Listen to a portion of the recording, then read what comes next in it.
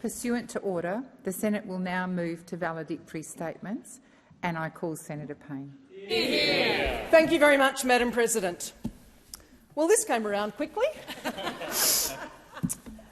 Madam President, on a beautiful Sydney day on the 22nd of July, I joined members of the US Navy, the Royal Australian Navy, senior members of the ADF and the Defence Organisation, the Diplomatic Corps, parliamentary colleagues, defence industry representatives and many other passionate supporters of the Australia-US relationship at Fleet Base East, as the US Navy commissioned their littoral combat ship, the USS Canberra, the first commissioning of a new US warship outside the United States.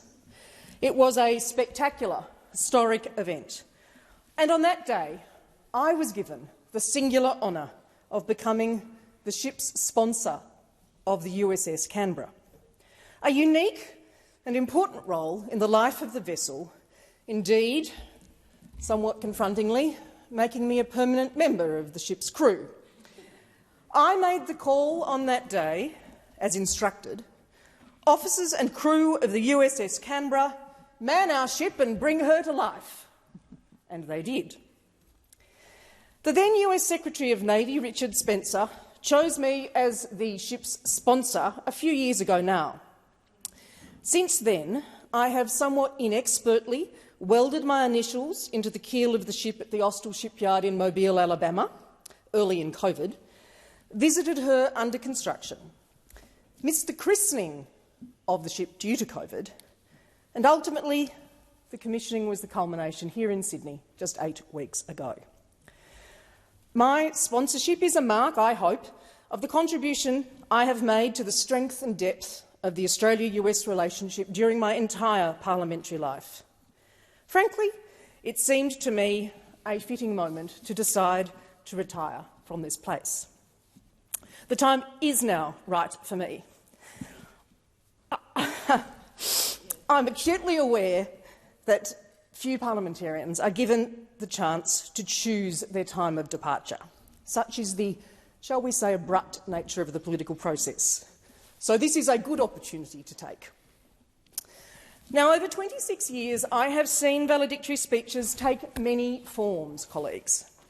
The form I most particularly want to avoid today is that of the eulogy. I am far from dead. Principally, I see today as an opportunity for me to thank the very many people who have supported me along my journey in this role. Now, that was the easy part. Here come the difficult bits. In 26 years in politics, I haven't managed to excise the emotional gene in me yet.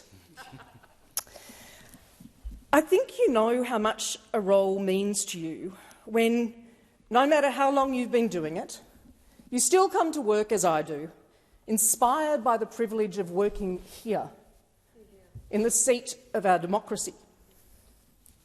I look at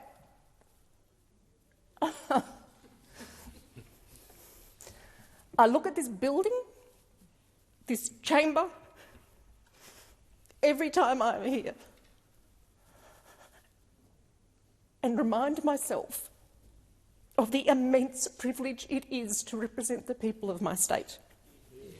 I don't think that feeling will ever leave me. For me, the New South Wales division of the Liberal Party has made it possible for me to represent my state for so long in this place. I want to thank all the members of the party in New South Wales, even the ones who hate me viscerally. There are still some of the they're in a minority, hopefully. There are still some of the original selectors who probably wonder how on earth they managed to select a board member of the New South Wales AIDS Council and the deputy chair of the Australian Republican movement at the time as their new Liberal senator. Confusion reigned supreme. But I've always been transparent about my views. I've always been a small L Liberal. I've never taken a backward step. I particularly acknowledge the women of my division, many of whom are close friends and mentors, and who walked what was a somewhat narrow path with me to elected office. Within our Women's Council, I'm grateful to the legendary three Bettys: Betty Coombe, Betty Grant and Betty Davey, all formidable in their own ways, all stalwart Liberals, and all were great supporters and friends. Following in their steps, Presidents Chris McDivitt and Robin Parker were always there. I have been blessed with the friendship of amazing women across the party and here in the Parliament.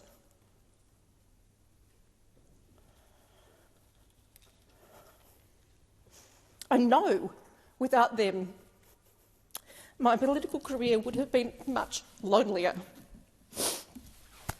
Madam President, we're a coalition, and I want to acknowledge and thank our Nationals colleagues for that robust relationship. I have particularly valued the friendships of Nationals Senate colleagues, and also that of the late Deputy Prime Minister Tim Fischer and his wife Judy Brewer, and former Deputy Prime Minister Michael McCormack and his wife Catherine. It was largely due to Tim Fischer's influence and support of my foreign policy interests that I was in Kathmandu 22 years ago this week, on September 11. Unforgettable. There are many stories I could share about that day and those following, and of course, so much changed for Australia, our region and the world from that day onward. I was also in Timor-Leste with Tim Fischer in 1999, as he led Australia's observer mission to the popular consultation leading to their independence. A truly momentous experience in my life, seeing a new country awaken. Our families make a particular sacrifice when we enter political life. Today I acknowledge my brother William and sister-in-law Fiona, who are here with me, and their two adult children. I thank them all for putting up with the absences, the incessant phone interruptions and the general exigencies of being part of a political family. When I gave my first speech, my mother was also here that day. She passed away many years ago now, but I will never forget the kindness extended to me, as her fairly inadequate carer, by then Labor Senate leader Chris Evans. Chris literally made it possible, by his agreement to very extended pairing arrangements, for me to care much more for my mother than this life would otherwise have allowed. It was very generous.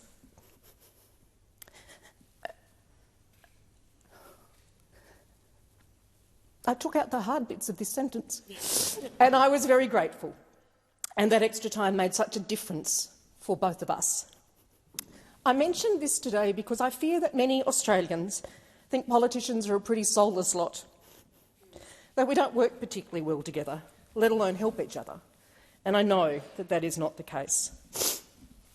I acknowledge and thank my partner Stuart Ayres for his enduring support and love, and I thank his family as well. At least Stuart had the inside running on knowing what politics was like when he decided to step up in Penrith. We've worked together, particularly on championing the cause for our amazing community across Western Sydney, and I know we have made a difference. As so many of us are able to say, I have had outstanding staff over many years in my electorate office in Parramatta and my ministerial and shadow ministerial staff. From Parramatta, we literally worked from one end of Western Sydney to another. We built relationships. We engaged in community organisations and with business and schools and multicultural communities, with Western Sydney University and countless other areas of life across the West. I've loved seeing Western Sydney transform in front of me, in all its fabulous diversity, and I've been proud to work in a government that took commitment to this fast-growing area of Sydney seriously. Today I acknowledge the current members of Team Payne: Michael Creed, Kate York, Christian Martinazzo and Pedro Rowe from my Parramatta office. Our part-timers, Zachary Lancaster, Molly Uzawiru and Cameron Last, and my shadow ministerial advisor, Erica Savalos. Thank you all. I was the beneficiary of exceptional advice and leadership from my ministerial chiefs of staff, Megan Lees, Sarah de Zooten and Justin Bassey, and the excellent teams they led. In a Cabinet Minister's office, it's a continual churn of work, of hourly if not by the minute, issues, and to be fair, the occasional problem, small and big. I want to thank each of them for the work they did for our nation, the support they gave to me. I am forever in their debt. I have great respect for the Australian Public Service, and to the many public servants with whom I worked over the years, I thank you. From innumerable estimates committees on both sides of the table for me, to working with human services staff supporting bushfire victims who have lost everything, working with the ADF and Defence APS members in some of the most challenging and dangerous environments possible, running multiple women's roundtables around the country with the Office for Women, to seeing the reach and impact of our diplomats and their efforts for Australia around the world. They deserve all our thanks, and they certainly have mine. I've spent a lot of time on the road in the last 26 years, and not just in Australia, but globally. Sometimes it's meant I've been accompanied by protective security from the Australian Federal Police, sometimes from the ADF. As some of you may recall, my strong respect and admiration for the AFP developed soon after my arrival here, from my engagement with their UN CIVPOL deployment to Timor-Leste for that popular consultation in 1999. To those members of the Australian Federal Police who've since provided me with close personal protection, I want to say thank you. You make a substantial difference to how we can do our jobs and to ensuring the worst does not happen. From encountering armed militia roadblocks in Timor-Leste to terrifying, dangerous driving in too many countries that literally could only be stopped by a police officer, I have thanked my lucky stars repeatedly over the years for the AFP's protection. Of course, I want to thank those who make this place work. Here in the chamber, our clerk and his staff, and our hard-working chamber attendants, the library and DPS teams, the scores of women and men who clean and maintain this vast, extraordinary building in our national capital, the hospitality and catering staff and the baristas, the parliamentary security officers who ensure our safety, and countless others. I thank the Comcar drivers who've looked after me for so many years. Happily, we were not in a horse and wagon when I started, but the vehicles have certainly changed. They've particularly looked after me on the journey from Western Sydney to the city or the airport or to Canberra. And if I may in particular single out one, John Stikovic, the last permanent driver in New South Wales, who has always been the epitome of professionalism and courtesy and has helped me get from point A to point B more than any other driver. For the frosty 0500 starts and the late nights, I apologise to John and all his colleagues.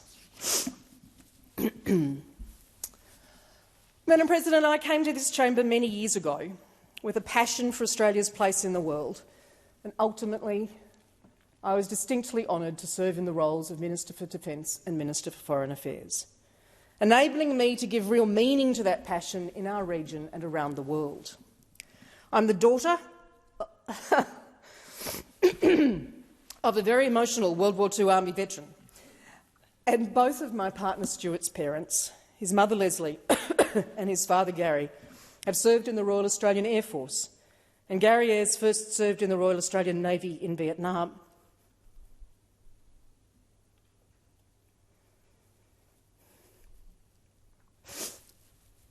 They are my heroes, all three of them. I thank them and all current and former serving women and men for their service. The honour of serving as Defence Minister is one I share with my leader and with my friend Senator Reynolds. It is the greatest privilege. We have the opportunity to stand in this parliament because of the service to our country of so many women and men who have worn the uniform of our nation, who have fought for and defended the democratic values that ultimately bring us together here, notwithstanding our political differences. Freedom, rule of law, respect for human rights, fundamentals of our democracy. The debt we owe the women and men who defend those values every day is incalculable. I sincerely thank the families of our service personnel as well. You have my eternal gratitude. Madam President, if ever I needed a reminder of why the principles of our democracy matter, it occurred early in my career. In 1998, I visited Yad Vashem in Jerusalem. I know many colleagues have been there. It's a compelling, devastating reminder of the horrors of World War II and the imperative to ensure they are never repeated. Perhaps less well known is the Tuol Sleng Genocide Museum in Phnom Penh. It tells the story of the Cambodian genocide. It's a former school used as a prison for torture and worse by the Khmer Rouge. It is simple, rudimentary even, and so confronting. Is there anything more perverse than turning a school into a torture chamber of horrors? I challenge anyone to walk past the walls of photographs of those who were incarcerated and tortured there without viscerally feeling the horror of that place. I recall visiting Tuol Sleng with Senator Meg Lees and others. We left in silence, and I recall neither of us spoke for some time. Man's inhumanity to man, writ large, graphically, in front of us. Another salutary reminder of why we do what we do in this place. As Defence Minister and Foreign Minister, I served during the most rapid changes in the global strategic environment since the Second World War. As a government which had the strongest focus on national security, we delivered the 2016 Defence White Paper and its associated opportunities for Australian defence industry, enabling the rebuilding of defence materiel and infrastructure in this country after years of neglect and underfunding. We delivered multiple Indo-Pacific Australian Navy deployments in our region, the Pacific Maritime Security Program, and strong engagement on regional and global counter-terror initiatives, amongst many others. I remind the Chamber with the utmost seriousness that our vigilance against the genuine, continuing threat of terrorism must not be lost in the raft of other challenges that we face. I genuinely fear that occurring. As a government, we responded strongly and emphatically in response to foreign interference in our democracy, enacting the earliest anti-foreign interference laws amongst like-minded countries. We protected our 5G network from foreign actors. We restricted political donations by foreign entities and protected the security of critical infrastructure and reformed the foreign investment system.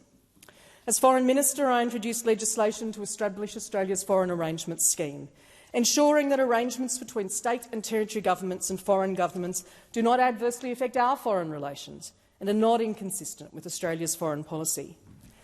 These were essential steps in the face of actions by authoritarian states, protecting our sovereignty, our national security and our democracy. The recent experience of the UK Parliament is a salutary warning. What was the alternative? Not to act? Not to protect our nation? To bend to threats and coercion? That's untenable. And it must still be untenable, no matter what blandishments are received, what overtures are made. We must maintain an absolute focus on this threat. As a government, we also faced a global pandemic with the extraordinary circumstances it delivered around the world.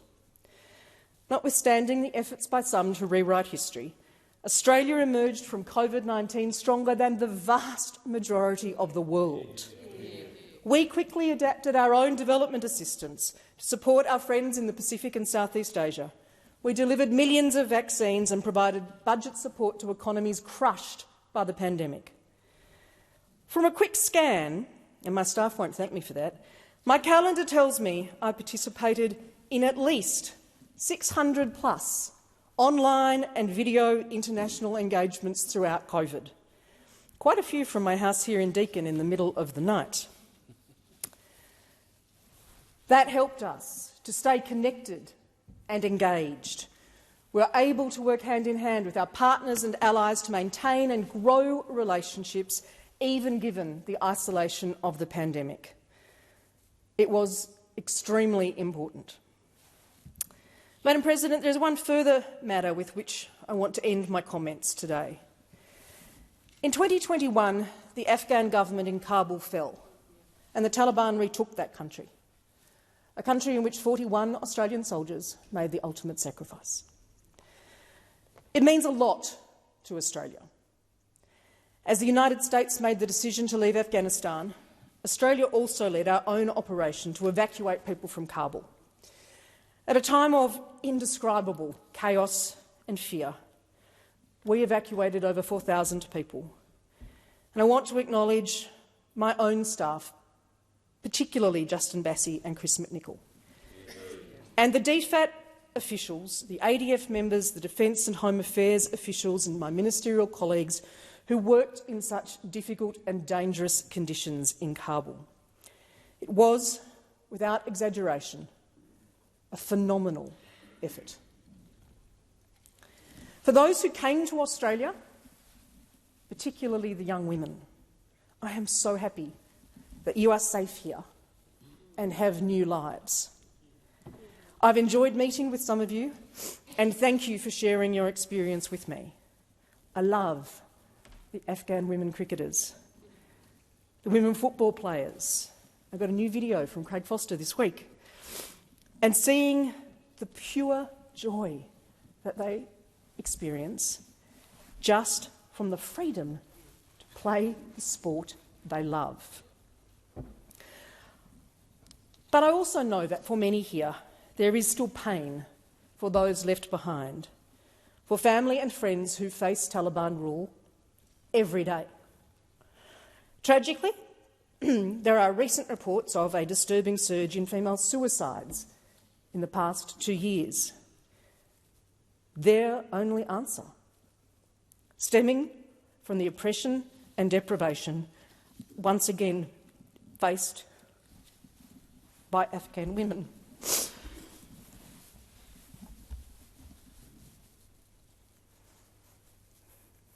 Colleagues, I met some amazing Afghan women on my visits over the years.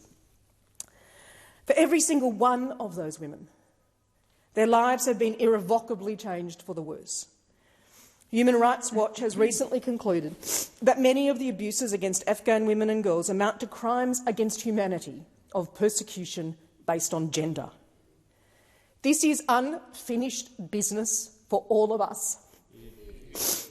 The injustice of this treatment of women sticks in my heart and my head. The world must never look away, no matter where such injustice occurs, and particularly not from the women and girls of Afghanistan. Today, as I said, it's come around very quickly. I thank those who've watched online and those who've come to the chamber for this valedictory, my family and friends, my leader and friend Peter Dutton, and my parliamentary colleagues. I thank my Senate colleagues around the chamber for your long-standing collegiality and friendship. To coalition senators, we are a really great team. And I know that you will continue the fight for what we all believe with everything you have. To my Senate leader, Simon Birmingham, thank you for everything.